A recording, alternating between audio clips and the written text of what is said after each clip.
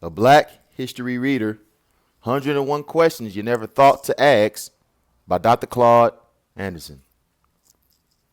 Chapter 6, or Part 6, Politics of Race.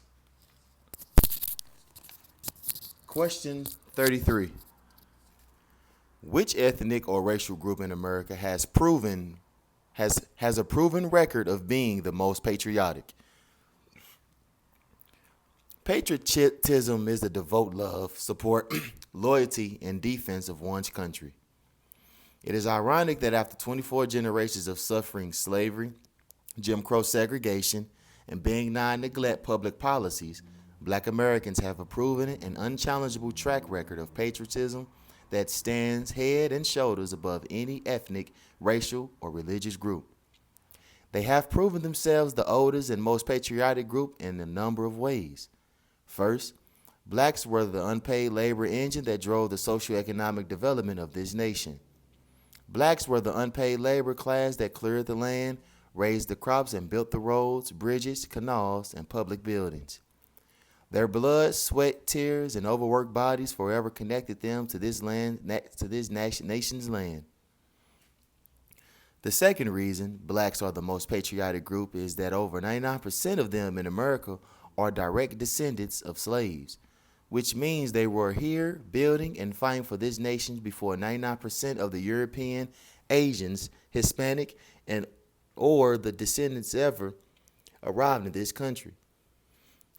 The third reason blacks are the most patriotic group is that they are the only population group that has fought in every military engagement and major war in defense of this country since it was founded. Crispus Attucks, a black man, was the first to die in the Revolutionary War of Independence. Today, in the 21st century military engagements, black make up a large portion of the military. Fourth, most notably of all the major racial and ethnic groups in America, Black Americans are probably the only group whose countries of origins have not engaged the United States in a war. Through the centuries, the U.S. has engaged in wars with Spain, England, France, Canada, Germany, China, Cuba, Puerto Rico, Mexico, Korea, Japan, Italy, Russia, the islands of the Pacific, Vietnam, American Indians, and a host of the Middle Eastern countries. It has never been in a declared war with black African country. What other racial or ethnic group can make this claim? Ironically, ethnic groups from all the countries of the U.S. has fought throughout history can easily migrate into the U.S. and immediately rank higher in social acceptability than Native Black Americans. During the Revolutionary War, World War I and World War II, Black Americans lobbied the government for the right to fight and die for the country that enslaved and Jim Crow segregated them. Unlike immigrants who legally and illegally entered the country, black soldiers who returned home from combat in foreign lands still had to fight to be accepted as true Americans. Unlike others, blacks did not voluntarily migrate to America, but they cherished the U.S. with all of its moles and blemishes, because with all of its flaws, it is the countries that their labor built. America is the only home they have known. Black Americans are models of what a truly patriotic group ought to be.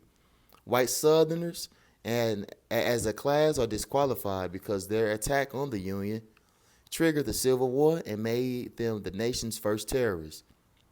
Their continual affection for Dixie, denial of constitutional rights to black citizens, and rhetoric of political secession represents continued anti-American behavior, not patriotism. Question 34. Did blacks build their own towns in an effort to escape the terrorism of whites? One of the first lessons that free black and runaway slaves learned centuries ago, but experienced a memory lapse during the civil rights movement of the 1960s, was that they could fare better in their own communities with their own people. From the inception of slavery in the early 1600s, like Native Indians, runaway blacks built their own separate communities, which they called maroon towns. The word maroons referred to as a class of blacks who preferred their independent living separate from whites, who sought to enslave them. During slavery and Jim Crow segregation, whites did not like the idea of black living independently and would routinely search out and destroy black maroon towns and other black settlements. After World War I, whites often became envious of the towns blacks built and the successful businesses operating inside. After emancipation, newly freed blacks tried different tactics to escape white hate and institutionalized racism. Wherever blacks went in search of peace, whites would shatter it. The most frequent pattern was for blacks to migrate to the north and westward to build towns, villages, and settlements that blacks could live in and control.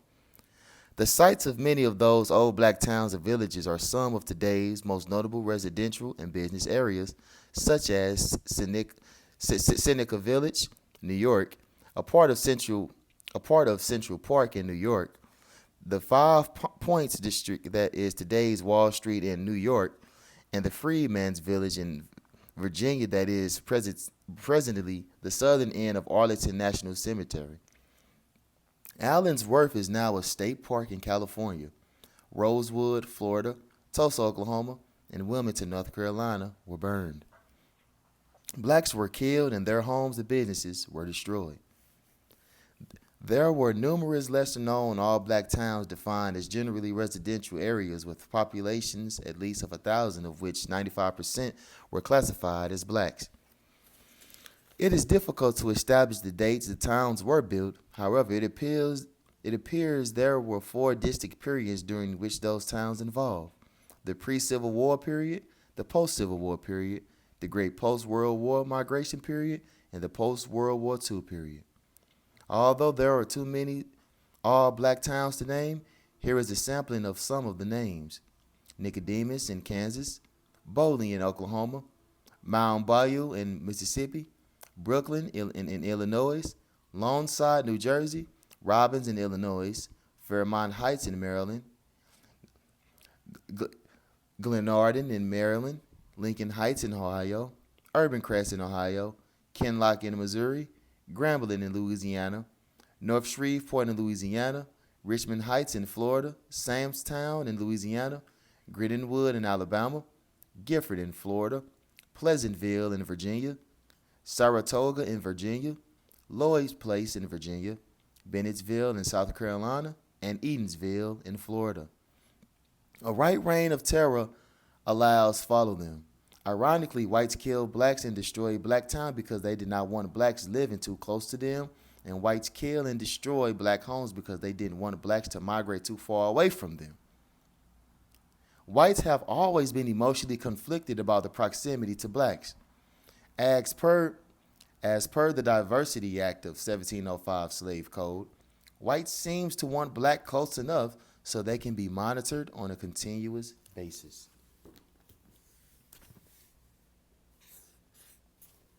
Question 35. Were blacks legally or symbolically emancipated from institutionalized enslavement? Considering the fact that in the 21st century, blacks are still treated as a socioeconomic underclass and political outgroup, the real legal status of blacks in America is unclear. History reveals that since the founding of this country, there were numerous emancipation proclamations that proposed to end slavery and set blacks free. However, none in fact did. The nation's first Emancipation Proclamation was proposed by Lord Dunmore, the British Royal Governor of Virginia, in November 1775 on the eve of the American Revolutionary War. Lord Dunmore offered freedom to any slave who would take up arms against the colonies and fight with the British troops. 3 months later, fearful of the harm and armed and angry slaves would bring to European white colonists, Lord Dunmore reconsidered and withdrew his Emancipation Proclamations to free blacks. Nearly a century later, in 1852, a second Emancipation Proclamation was drafted in response to Nat Turner's slave revolt. Turner's slave revolt shook the nation, especially the southern slaveholding states. Frightened by the successful slave revolt in Haiti and Nat Turner's revolt in Virginia, many southern slaveholders indicate a willingness to end black enslavement and resettle black slaves into Africa, Texas, or the Caribbean islands.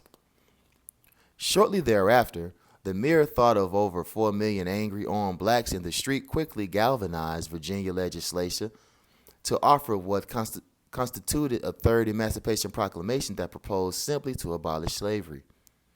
Ironically, nearly half of Virginia legislators voted to abolish slavery in Virginia, birthplace of black American slavery.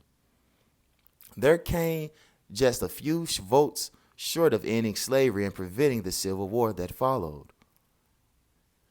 A few years later, on January 1st, 1863, after the Civil War had begun, President Abraham Lincoln reluctantly offered the well-known Fourth Emancipation Proclamation that did not free a single black slave. Even though it was symbolic, it gave blacks some sense of hope, which they recall annually a Juneteenth day. Contrary to what so many blacks believe, Abraham Lincoln signed the well-known Emancipation Proclamations in an effort to save the Union, not out of love and compassion for black slaves. Lincoln's proclamation was a propaganda ploy to lift the spirits of the tired Union troops as well as expectant blacks. The proclamation announced that all persons held as slaves within any state in rebellion against the United States were henceforth and forever free. President Lincoln had no control over the rebellion southern states and no constitutional authority to abolish slavery in loyal states. Consequently, black slaves actually had to wait until the end of the Civil War and the passage of the 13th Amendment to the U.S. Constitution before they gained some quasi-freedom. A fifth Emancipation Proclamation was proposed by the Southern Confederacy in the closing months of the Civil War. Some of its prominent leaders wanted to use their Emancipation Proclamations to recruit black slaves to fight the Civil War on behalf of the South. General Robert E. Lee and Jefferson Davis, the presidents of the Southern Confederacy, announced in their Emancipation Proclamation willingness to free the slaves in exchange for official recognition from the North that the South was an independent and sovereign territory. The North refused.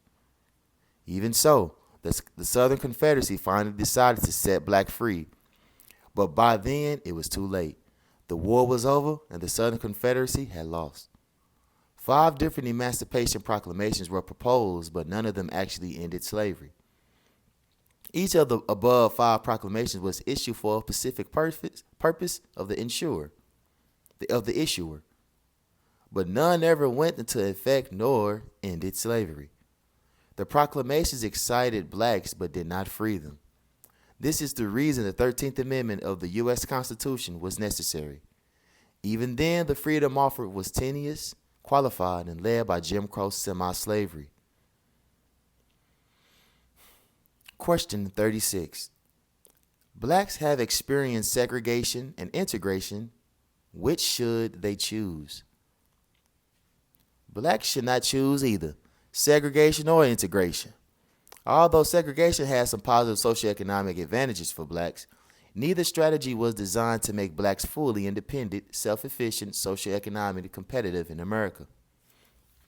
To achieve these missing conditions, blacks should establish communities then use them as platform for ethno-aggregation, a Pomeroy's term for the coming together for empowerment by pooling black American various groups-based resources. The ethno-aggregation is a proven model used by ethnic, racial, religious, and cultural groups to strengthen and self-empower their groups.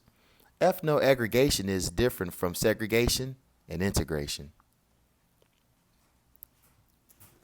Segregation benefited blacks because it forced them into communities where they had to live, work, and play together.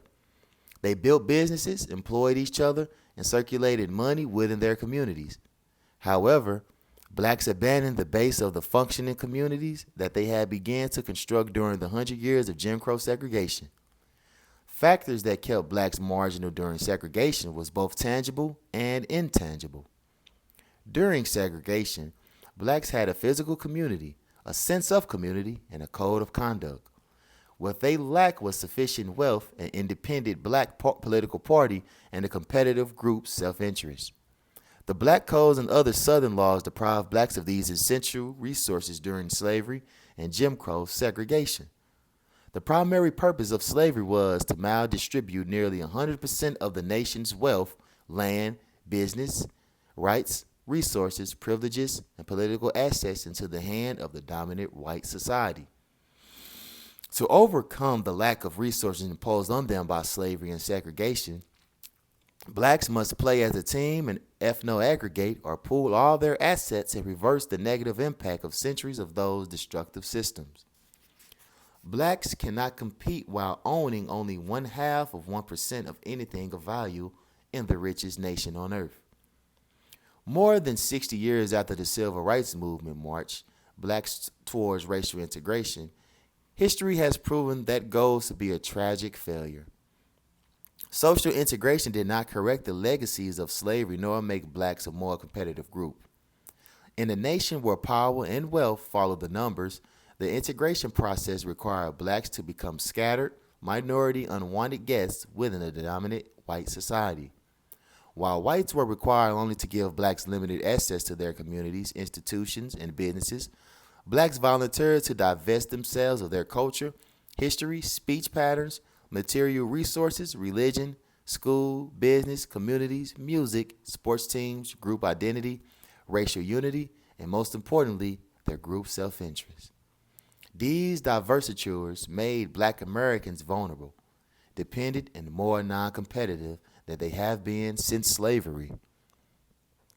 Integration scattered blacks and destroyed their sense of community, peoplehood, unity, and economic foundation upon which they could have built competitive and self-sufficient communities. Integration did not provide blacks with economic resources in the form of land, business, industries, and inheritable wealth. Integration offered immeasurable opportunities to get along, cooperate, be acceptable, and physically close to whites in what they owned. But social integration had certain rules. Blacks had to give up all that was given black in order to integrate. They had to give up their unity, their togetherness, their schools, and their professional businesses class of doctors, lawyers, dentists, plumbers, and carpenters lost their exclusive customer base. Integration stripped from blacks the few resources they have managed to accumulate during segregation. Blacks exchanged the few tangibles they had accumulated for symbolism, like streets named Martin Luther King Jr. Boulevard, Rosa Parks Avenue, and placements of a few blacks in high positions in white corporations. Blacks were encouraged to subordinate all forms of blackness under political correct public policies. In his book, The Depth, What America Owes to Blacks, Randall Robinson quotes former President Bill Clinton, who commented on the willingness of blacks to accept symbolism as political payment. President Clinton said, "The black people love me. I don't really know why, but all they seem to care about are the symbolic things like cabinet appointments."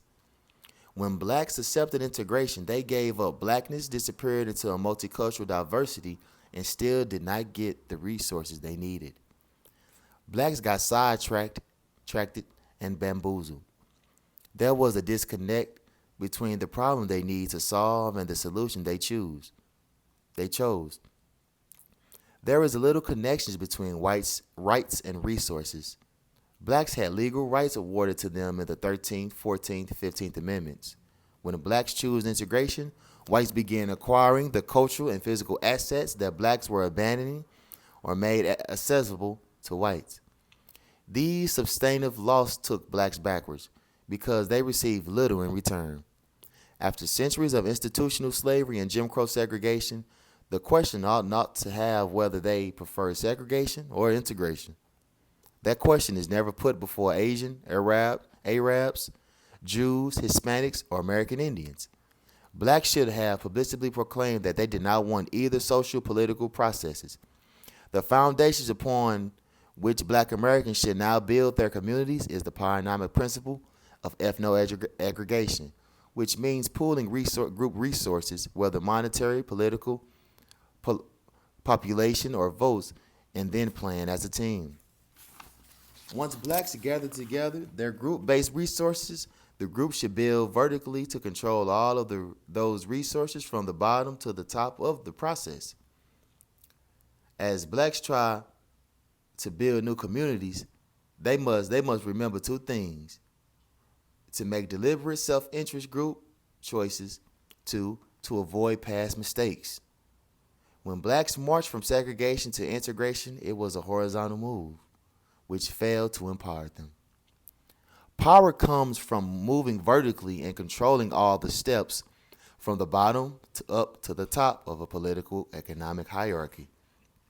Blacks have struggled to get out of the ditch they are in, but they lurch from one philosophy to another with faint, measurable goals.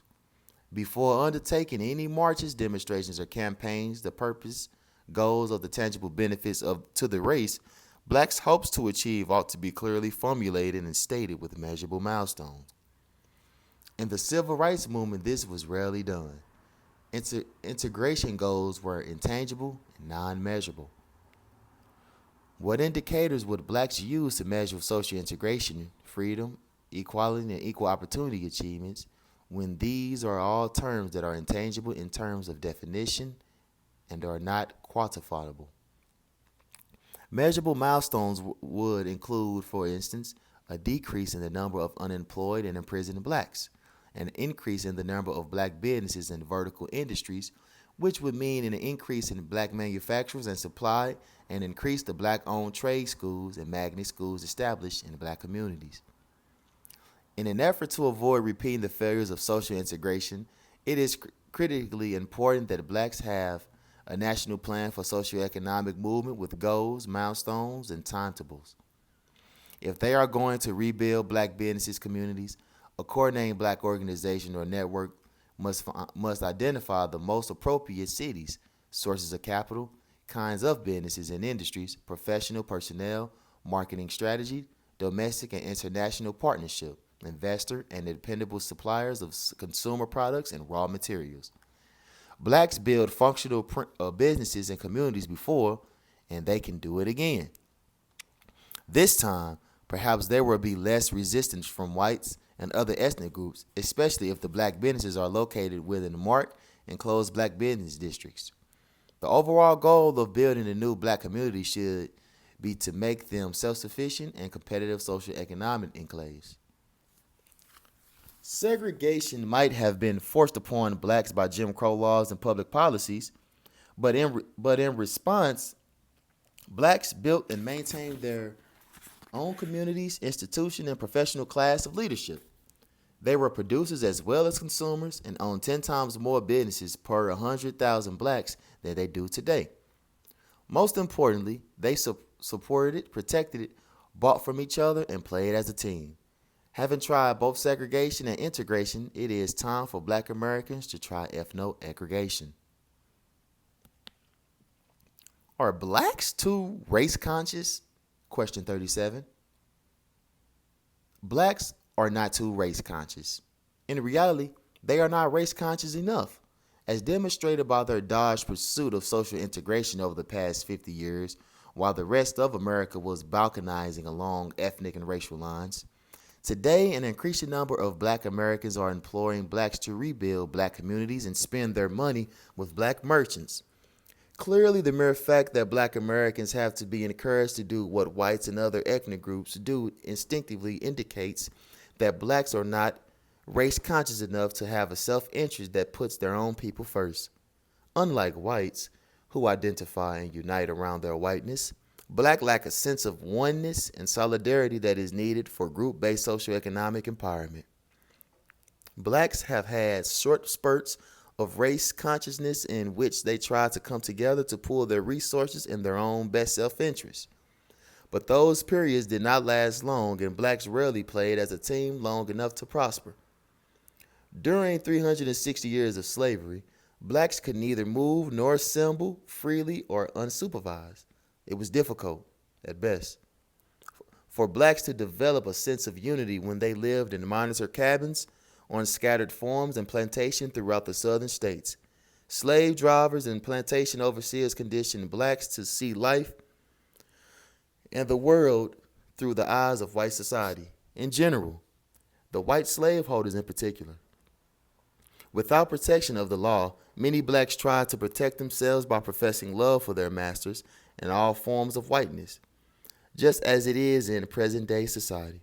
Slaves were conditioned to believe that by advancing the interests of the master of white society, they were advancing the interests of slaves collectively or themselves as individuals.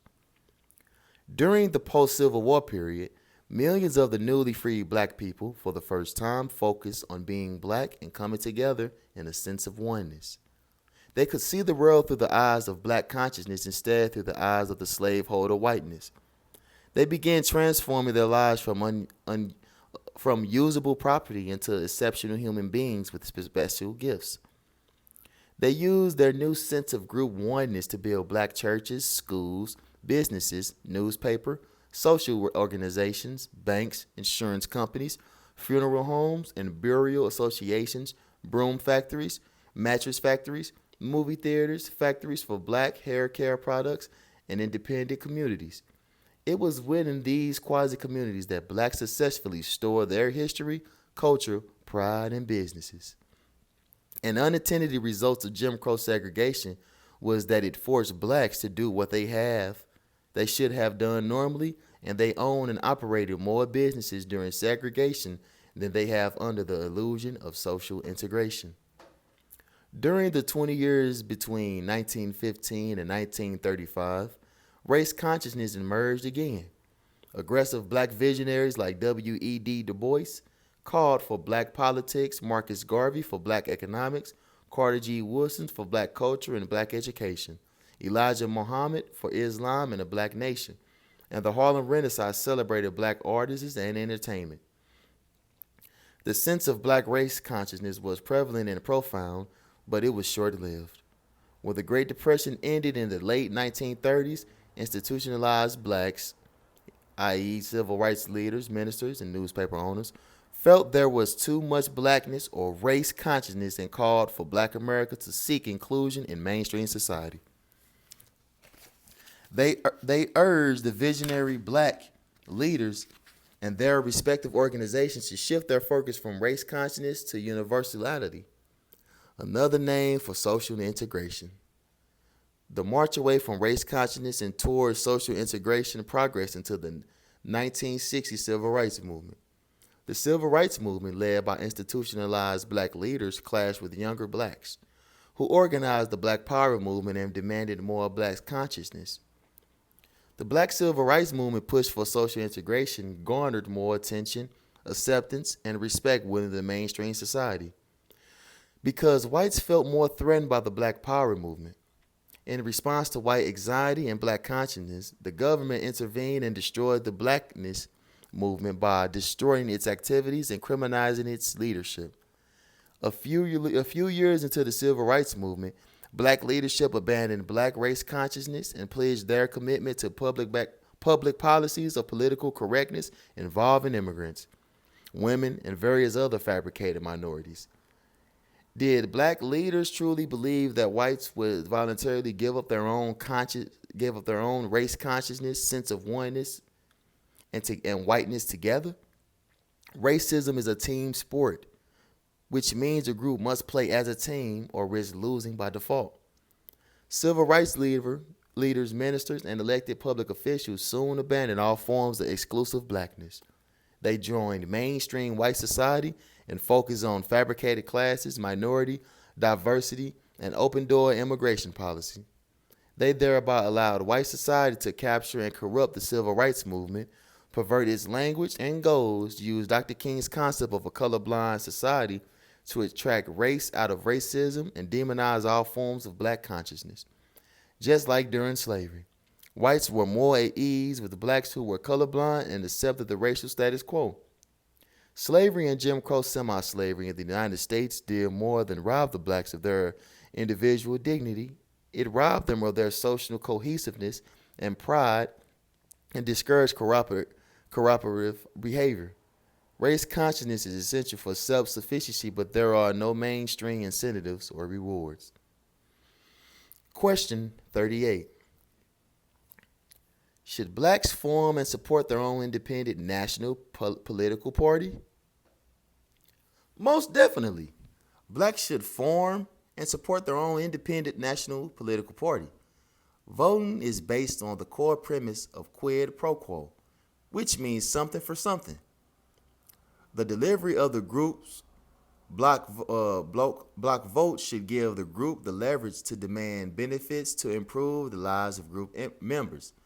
Blacks then should cast their votes only to support a candidate that is promised benefits specific to their group. They ought not to support anybody or anything that does not socioeconomically advance their group collectively.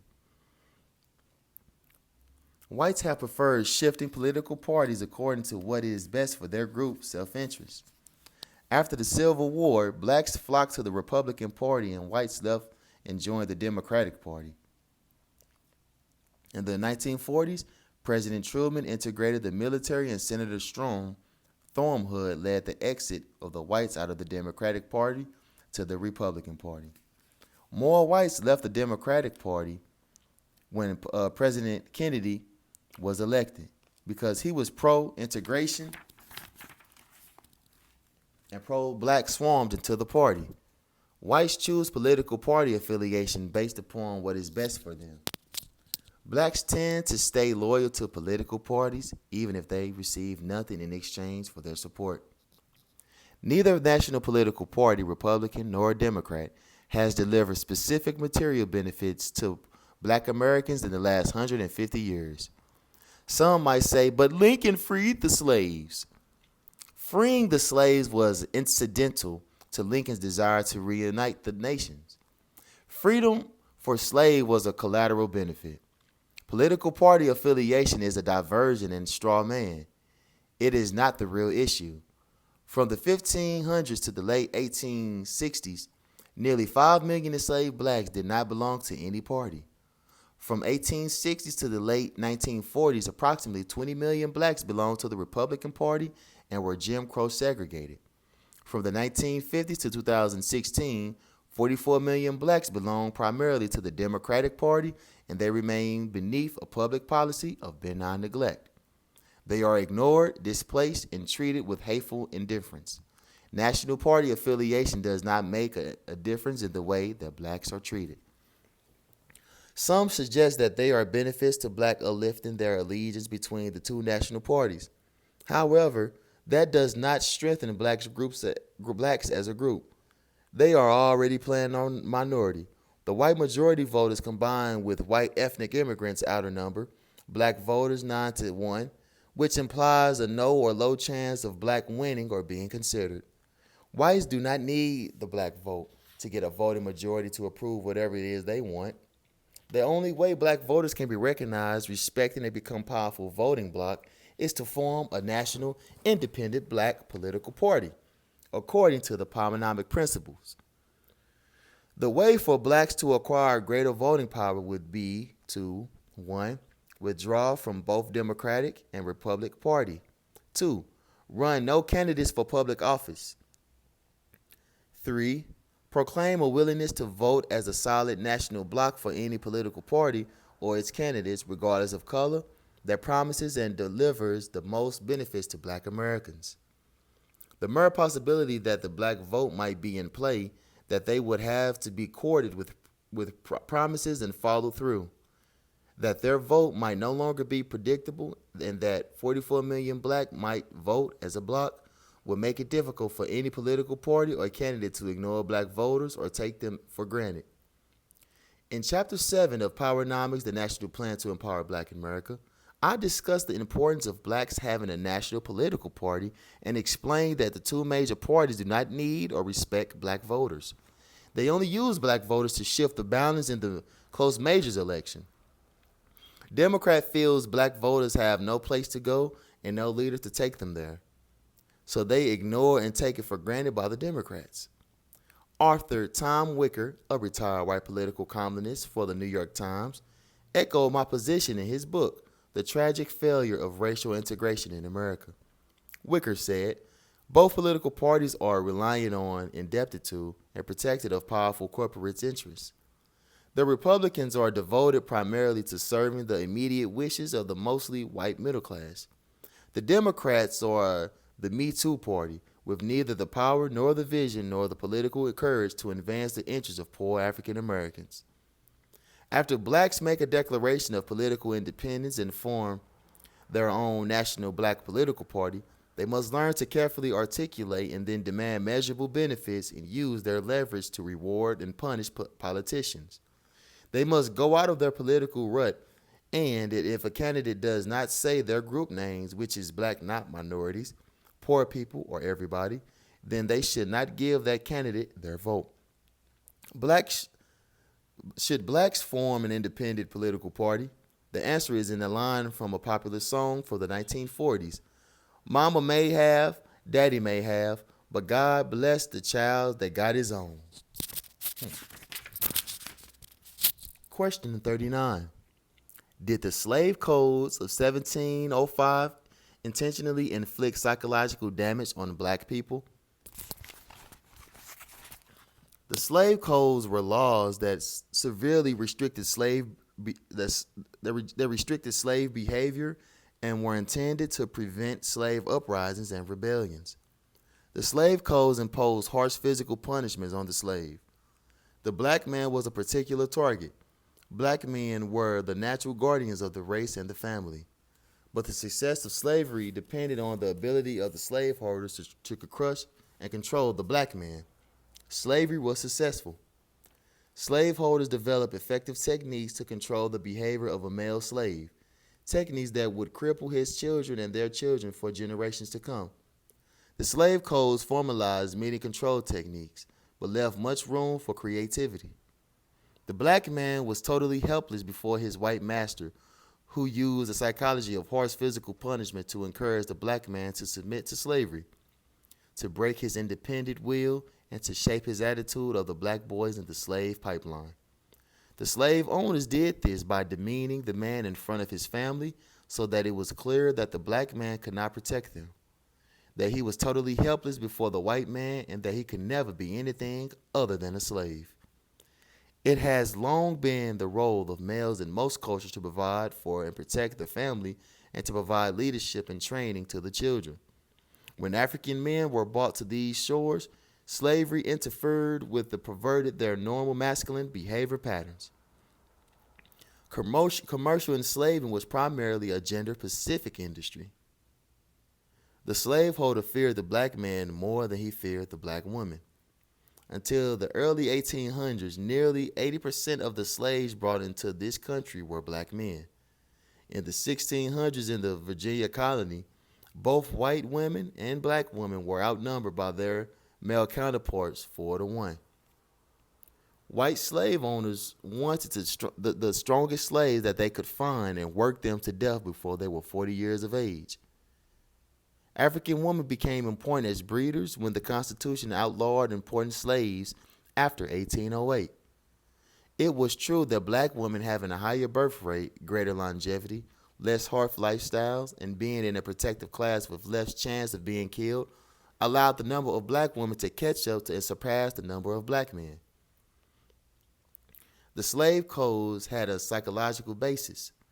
The purpose was to create a population of slaves that were docile, compliant, and would never rise up against the slaveholders. Slavery also had an effect on those who imposed the harsh treatment. They became dehumanized and conditioned to inflicting pain. Thus, the slave codes had psychological effects that lasted for generations on both the whites who imposed the treatments as well as the recipient blacks. That condition is on display today in many ways. For instance, when white police officers use excessive violence and even kill unarmed black men, the slave codes crippled 15 generations of people. They kept black men from fulfilling the role of responsible fathers and husbands. Degrading black people made them hopeless and non-productive for any other than slave duties and criminalized nearly every normal behavior. It is unconscionable for society to look at black people today, criticize their behavior, and ignore them permanent harm whites. The slave codes and similar laws intentionally inflicted on the entire race of people. While the slaveholder ancestors designed the system of slavery and implied the pain of degradation, whites today enjoy the benefits. When the psychological damage is added to the fact that blacks cannot benefit from the resources found in this country, in fact, were considered a resource, it is a wonder is that any blacks have managed to rise above the legacy of slavery. Blacks will need resources from the dominant society to rehabilitate their race. The call for reparations should come from fair-minded people. It should not come only from blacks. Why was it a question 40? Why was it a criminal offense to teach blacks to read and write? The European colonists opposed educating black people because they knew that educated blacks, like educated whites, would not tolerate being enslaved, brutalized, and exploited. An educated person would have fight back and revolt. Whites knew that the best way to protect their financial investment and their lives was to impose ignorance on blacks.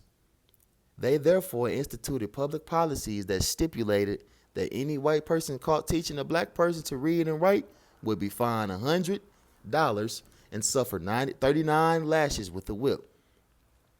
Later, there are numerous records instances where blacks were lynched for carrying a book or a newspaper, especially in the South.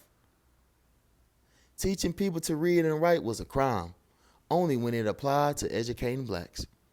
Schools were established and operated for immigrants and American Indians, making blacks the only people who, for centuries, were subjected to imposed ignorance.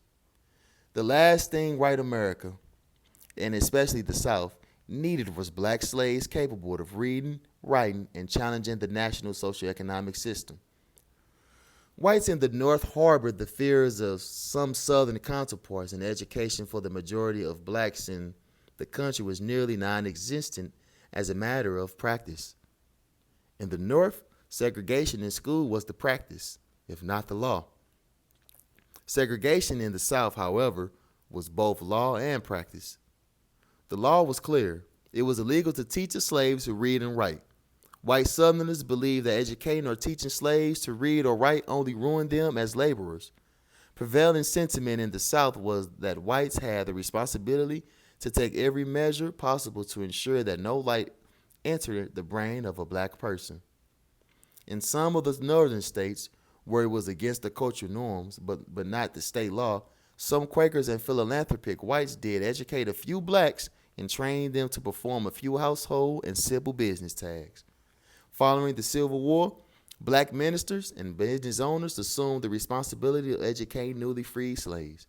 They worked together and built public and private schools for blacks. However, only in rare instances were black schools permitted to educate their students in highly skilled areas, such as medicine, engineering, and the practice of law. Howard University in Washington, D.C. was one of those rare exceptions. Howard was built for the black offspring of white members of Congress. The black offsprings of white members of Congress and its students were mainly mulattoes. Oliver O. Howard, who had been the distinguished general in the Civil War, was a member of Congress, was the founder of the university. Howard students received a higher quality education than black children with indistinguished parentage in other schools. In almost all other cases in public and private schools, black students were relegated to an education that made sure they were non-competitive with white students. Following the Great Depression, public policies made it acceptable to provide blacks at least a marginal education, usually in what was called manual or industrial arts. But it was still disastrous to be educated, even in manual arts. Following World War II in the late 1940s, in southern states, it was normal for black teachers to be insulted and beaten and to have their schools burned down. There were instances in which blacks traveling in southern states were beaten and even lynched for the reading a northern black newspaper, which was considered contraband. The Ku Klux Klan, America's primer white supremacist organization, was the anti-reading enforcer. Klansmen were assigned to monitor trains and bus stations, watching to find black porters and travelers who were reading. They confiscated any black newspaper they found. Even though many Klan members were uneducated and most could not read, They knew enough to believe that educated and informed blacks were a greater threat to white society and the Southern culture than uneducated blacks. During slavery, Jim Crow segregation into the black civil rights movement, black people learned to dumb down to protect their lives and jobs, especially in southern states. The 1954 Supreme Court Brown versus the Board of Education case forced the issues of black education, whites, and pushed back to keep the race separate, but it was losing legal issues. Consequently, whites decided to move away from the black people rather than to fight them. They retreated from the urban centers and relocated their business, wealth, jobs, schools, and middle class lives into a newly constructed all white suburbs. By 2017, it was no longer necessary for blacks to pretend to dumb down. In many urban areas, the schools, public and private, are undereducating black children. There are reports in some districts that there are schools that, one, do not even have basic school supplies like textbooks, paper, and pencils. Two, have buildings that are not physically well maintained. Three, allow up to 50% of black students to graduate from high school without basic skills in reading, writing, and math. If those reports reflect the educational conditions for black children across the country, then there is little difference between criminalizing the education of black children and the failure of responsible people to educate black children. Question 41. Is the Statue of Liberty an outdated immigration symbol? The Statue of Liberty is among the most recognizable monuments in this country and around the world. Millions of people visit the statue annually and identify with it emotionally, viewing it as the symbol of hope that it was for their European immigrant ancestors.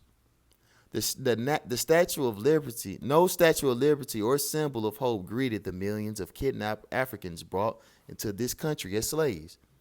Black Americans are the nation's only non-immigrants. Even so-called natives or American Indians migrated across the Bering Straits around 5,000 years ago. The millions of immigrants that came before the Civil War came to get a part of the American dream of free land and free labor, and to be the ownership of the management class over the millions of Africans imported to be a free labor class. African blacks, the ancestors of 99% of today's native black Americans, were shipped from Africa to the Caribbean islands, then to the United States. Most entered the country through Jones Island, James Island, and Sullivan Island, destination ports located in the orbit of Charleston, South Carolina. From there were shipped into other locations. Unlike the Statue of Liberty in New York's harbor, arriving slave boats and their human cargo were met by slave drivers, slave pen owners, and auctioneers who stood on the display platform to sell the slaves. The notorious slave-holding platforms were removed from town centers in South Carolina in the 1970s. The Statue of Liberty still stands, although the reception centers for the European immigrants was closed nearly 60 years ago. Since the 1960s, the numbers of Europeans migrating to America has significantly decreased.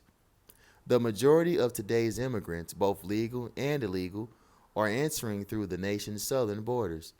They too, like European immigrants of yesteryear, come into the country in search of unearned benefits and opportunities as promised in the American dream.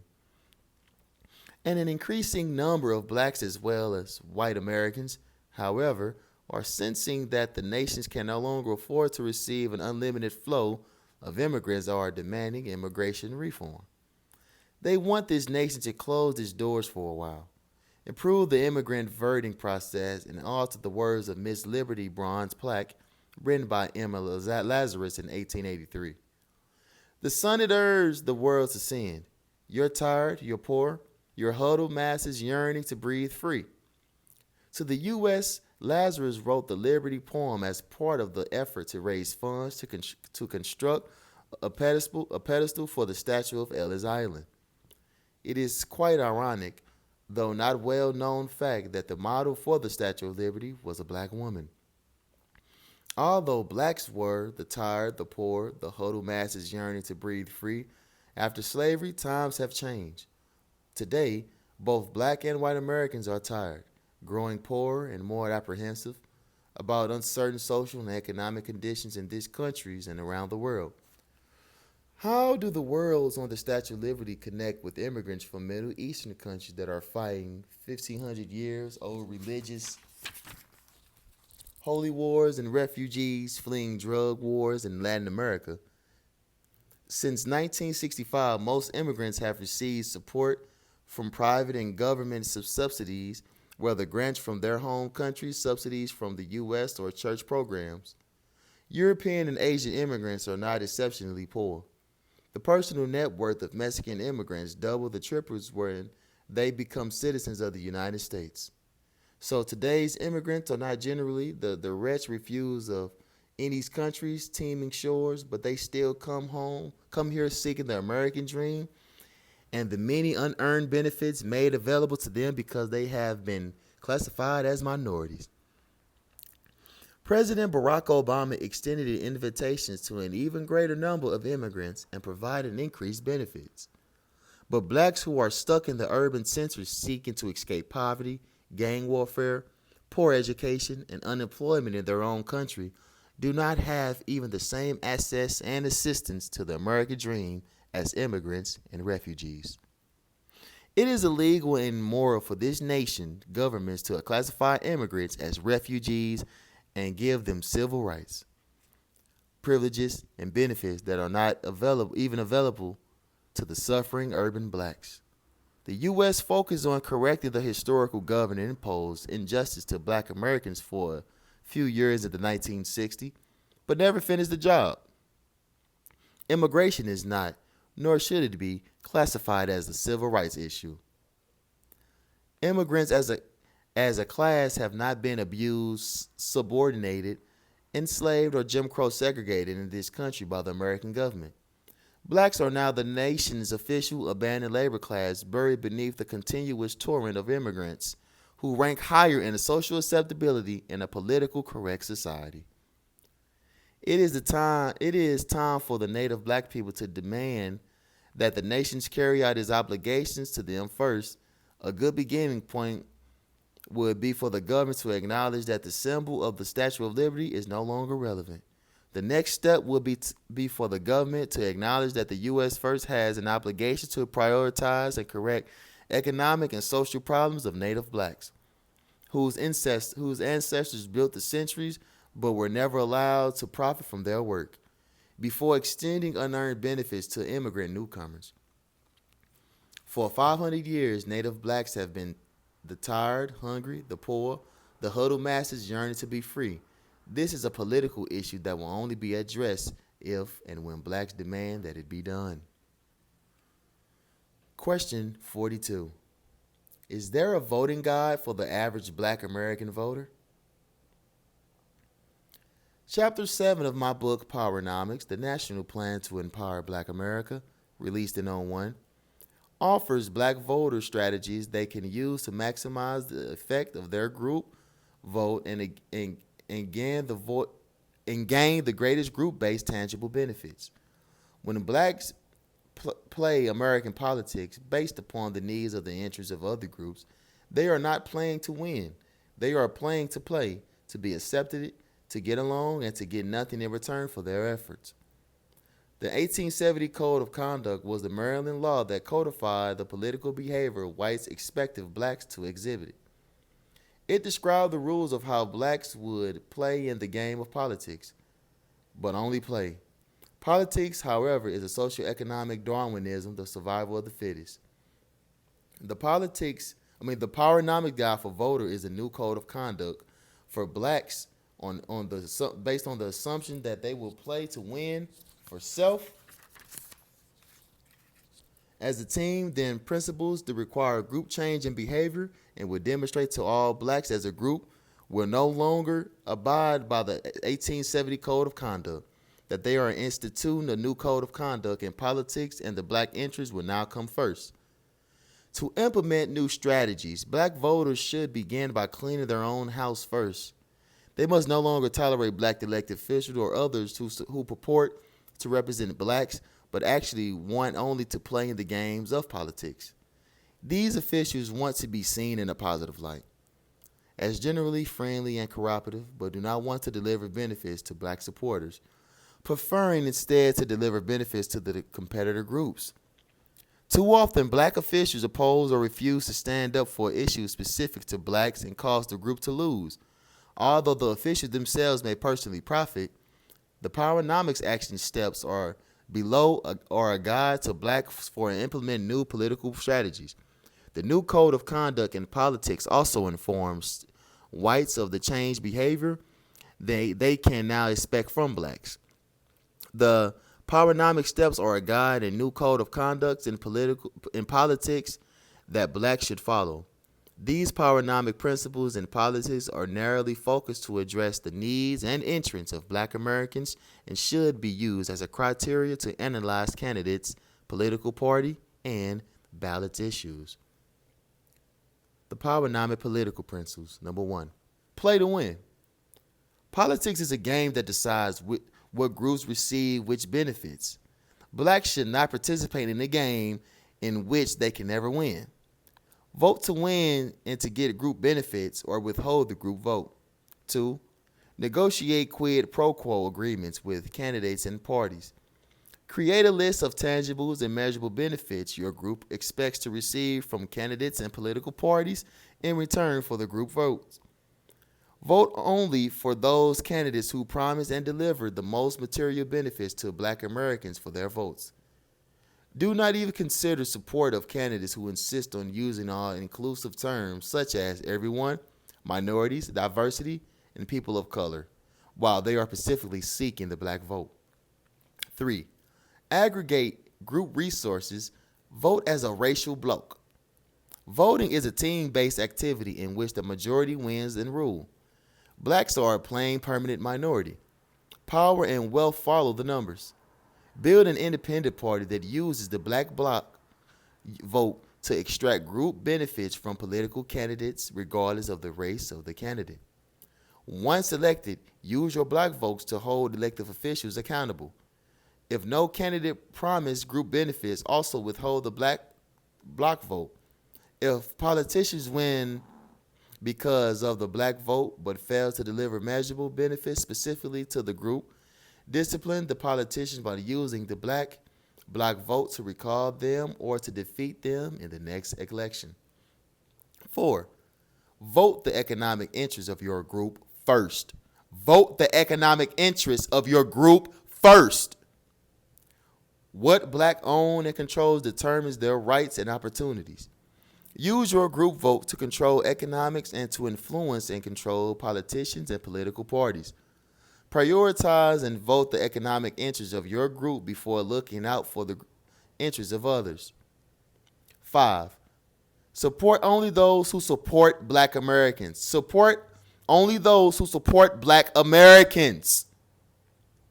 Do not support any political party, political candidate, or business, regardless of color, which would not publicly support black America.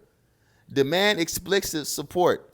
Under the new code of conduct in politics, it will no longer be acceptable to send black politicians to office to look out for everyone.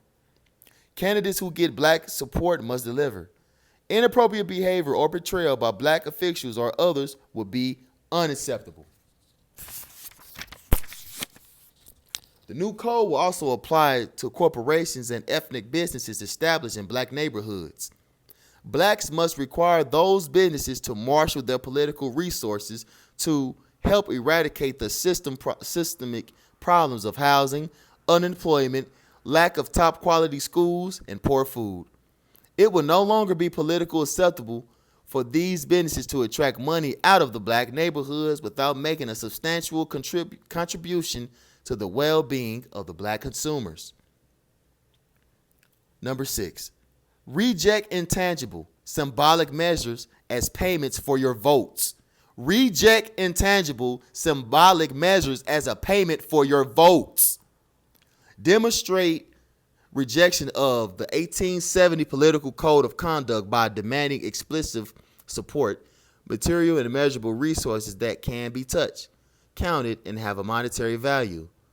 Do not accept implicit, unspoken, assumed, or symbolic support. If the black vote puts a politician in office, do not accept a basketball court, a street, or a building named after a black person as adequate reward. If the quid pro quo political benefit cannot be measured or deposited into the bank, it is unacceptable as an exchange for votes. The 1870 Political Code of Conduct defined the behavior of black elected officials and unfortunately still guides the behavior of them even today. The code conditioned the politician, but it also conditioned black voters and taught them not to vote for their own interests in politics. It conditions whites to expect that the black voters will not speak for or even name their own group or articulate the needs of the group. It is unconscionable that today in 2017, black politicians and voters have not publicly rejected the conservative behavior required by the old code of conduct. Powernomics principles, however, guide blacks to disavow the 1870 code of conduct, to speak votes in a way that benefit groups and to hold accountable all those who benefit from the black political actions. Blacks should use their votes to elect people who would take positive actions for their specific group and to impose consequences on those who will not.